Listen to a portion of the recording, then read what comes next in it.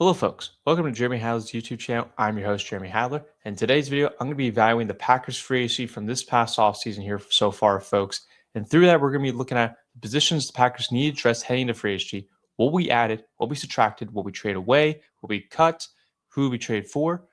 We're going to be evaluating every single move the Packers made in this free agency. And afterwards, after all that, I'm going to be looking to see what we still need to address upcoming this draft here. So that's how we do it in today's video here, folks. But before I start, make sure you leave a like on this video, subscribe to the channel if you haven't done so already. Would appreciate it very much, folks. Appreciate it very much. All right. So one of the moves the Packers made was getting Javon Hargrave. Now the Packers acquired him by the Vikings cutting him at the deadline because they need to get under the cap space. And you have to get under the cap space for all 32 NFL teams in the league. Otherwise, you get penalized draft pick. You get penalized more things. So through that, that's what happened there. And this was seeming a potential fit that was going on for weeks of rumors-wise because Packers hired Jonathan Gannon and Javon Hargrave. They both were together in Philadelphia. Hargrave had his best years, and then he went to the Niners, and then he went to the Vikings, and now he's with us. So with that, we signed him to a 2-year deal, $23 million. He's in his mid-30s. He did not come off one of his best years last year, but he's still good as a pass rusher. And that's something I like about him is we created so much pressure more than just having to rely heavily on Micah from last year that we had to rely on Micah so much. Rashawn Gary was good for us the first 7 games and then did nothing. And we'll talk about him in a little bit. But that is a good move I like to see on John Hargrave, bringing him in here for the Packers. But his one concern I do have him is the D-line of getting the run stop. He was not great at stopping the run, and that's something Packers still need to address, in my opinion. If there's another defensive tackle with Devontae Wyatt coming off a season-ending injury, and I got him. Lucas Van Ness is giving a side, and you got Baron Sorrell and Colin Oliver as your 2-3 backups from Micah and Lucas Van Ness. Somebody's got to step up, and that D-line still has to be addressed, in my opinion here. Really does. But again, what I like about Hargrave is his pass rush, so it gives more pass rush win rates to the Packers to create one-on-ones and get more sacks to bring a lot of pressure on the quarterback. And then the next one we got is Benjamin St. Juste. Benjamin St. Juste signed a 2-year deal with the Green Bay Packers for $10 million. Now, this is coming after the Packers cut Nate Hobbs, and Packers signed him 4-year, $48 million 1 year ago. So, a bit crazy with our GM literally admitting that was a mistake to sign him. Thankfully, they recognized it right off the bat instead of waiting for so long to, yeah, we got to cut you, even though we should have cut you like many years ago. So recognize game for that. I recognize Cutie for that. But to talk about Benjamin real quick, he's very good as like a star, like a CB2, not a CB1 in my opinion. But he's a good outside CB, so it brings competition to the room. I really like that. And going through his stats real quick, he's more of a press man coverage guy, which I like that a bit more, instead of a guy being off 10 yards. I hate that every single time watching that Packers defense, no matter what defense scheme we've been in, for Hafley, through Barry, Pennon, it still annoys me to this day. We cannot have that. We just cannot. And through that, through his stats, he has 41 career passes defended, career low of 68.3 pass rate allowed in the limited snaps he had with the Chargers last year. Still pretty good when he's played in with the Chargers and everything. But again, this is really bringing outside competition when you have Nixon, you have Valentine, and now you have St. Juste. With Nate Hobbs out of the picture, this basically is your replacement. But I still think the Packers are going to address CB after this, and that's still an issue. But it does help the Packers, I think, better in the cornerback room than it did last year. I think that's a big thing that we're going to have to solve for the long-term issue. But for right now, I think we just got better at it. Maybe not the best CB in the room. I don't think we are, but it definitely was an improvement for the Packers. I really like that. And then another signing we did was we signed Sky Moore from the 49ers. This move I like a bit. He's a wide receiver coming out here he drafted with the Chiefs, won a couple Super Bowls with them, and then he was also a receiver again with the 49ers. Now, what you're getting out of him is not being a wide receiver. Now, he might be a receiver 4 or receiver 5. He's better at the special teams and being returned. Now, the Packers did a very similar move last year by going after McCole Hardman. Did not last very long in the offseason. He got cut by like training camp or after preseason game. Did not last very long. So hopefully this is a bigger difference here. And the Packers signed to a 1-year deal, $2.5 million. So really not that bad there. He averaged with the 49ers last year, 27 yards on 33 kick returns and about 11 yards on 25 punt returns. And his long returns he had was a 98-yard return and had a 66-yard return as well. And why is this a big thing? Because the Packers special teams has been one of the worst. The return game was a big issue, I would say, because the Packers really did not attempt the return game whatsoever. And they put some random receiver, random running back there. It took them all the way to the playoff game against the Bears to put Josh Jacobs back there. And Josh Jacobs had the best performance out of every return we had. So hopefully this helps us out a bit. I really like it a bit as he's very explosive when it comes to return game and the punt return. And he can also give you some good looks as a receiver on motion looks and slot parts of to see going from in the slot receiver fit role, boom. Outside receiver, that's not his forte. It's more of the slot is his role here. But again, the main priority with bringing Sky Moore in is special teams, is being a return here. So if that's something, if you can get him to flip the field a lot more, that helps our offense a lot. And we had a pretty good offense last year. It took us forever. Now imagine basically you have him as like kind of almost your gadget player to do that. It's kind of like Cowboys with Brandon Aubrey. Anytime the Cowboys get in basically range of field goal, they're going to score 3 points at a minimum on every single drive. That's something I kind of want to see with the special teams is putting us in more positions to score TDs and get more points on the board here. That's something I really like. So this was a good move in my opinion here. Now, our last addition we made here, folks, was we made a trade here. And in this trade, we traded for Zaire Franklin from the Indianapolis Colts, and we gave Colby Wooden, our defensive tackle, to the Colts. Now, this is a good move here, and we're going to talk about this a little bit with more of the loss here. I'm going to get that in a second here. But with Zaire Franklin, I really like this move a bit. This is the cheaper guy. He's on a 2-year deal, $18 million, which was revised after when he first came over. So good job on Goody and Russ Ball's part. What I liked about him was he was a second-team All-Pro in 2024, Pro Bowler in 2024, NFL combined tackles leader in 2024. Pretty good. Now, last year was one of his worst performances if you look at PFF. Now, I don't really care about PFF that much. I don't think it's totally accurate, but he didn't have a great season last year. He is replacing Quay Walker, which Packers were trying to bring him back and everything. He didn't want to come back. Didn't happen. He went off to the Raiders. And I'll talk about it in a little bit later. But I think Zaire Franklin, where he fits with Jonathan Gannon's defense is the Mike role. And I think he can do a pretty good job in the Mike role of Edgerrin Cooper coming in along because Zaire always has that leadership. Yuri is pretty good as the current off-ball linebacker and really fits the role. I like him.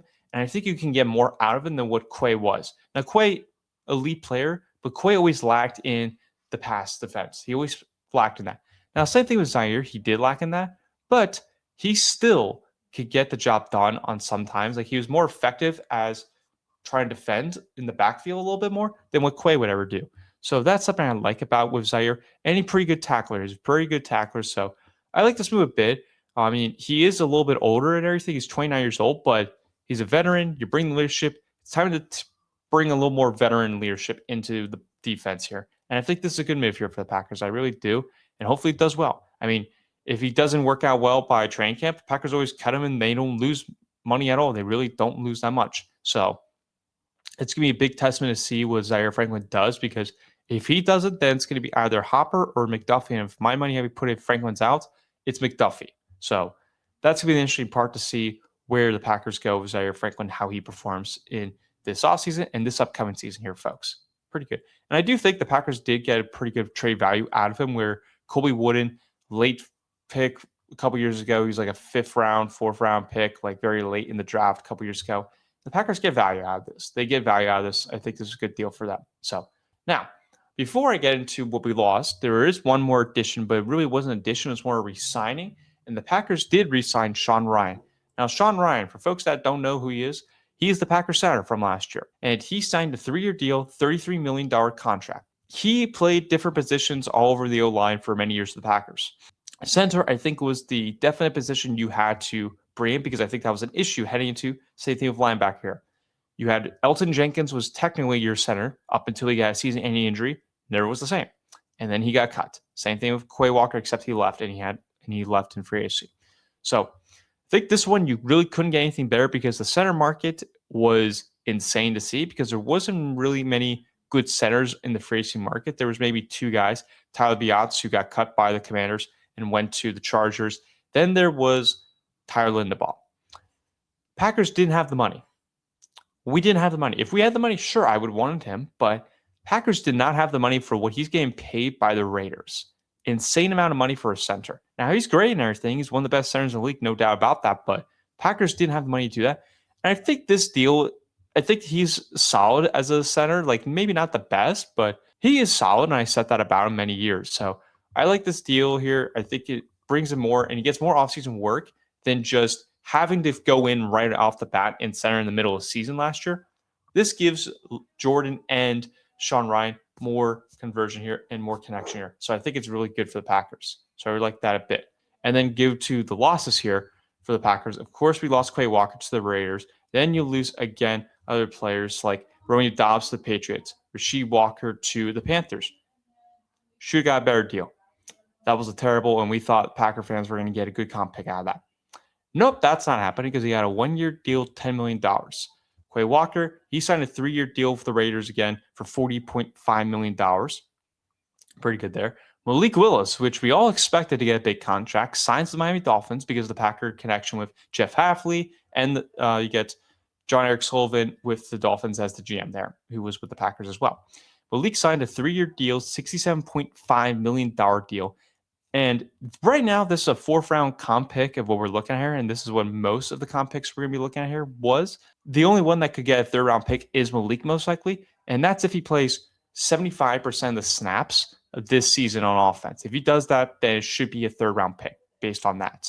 And looking at other players we lost Emmanuel Wilson to the Seattle Seahawks on a 1-year deal.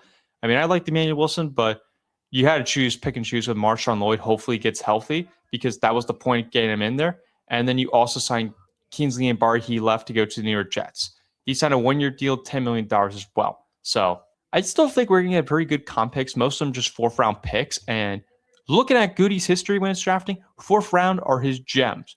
3rd rounds suck.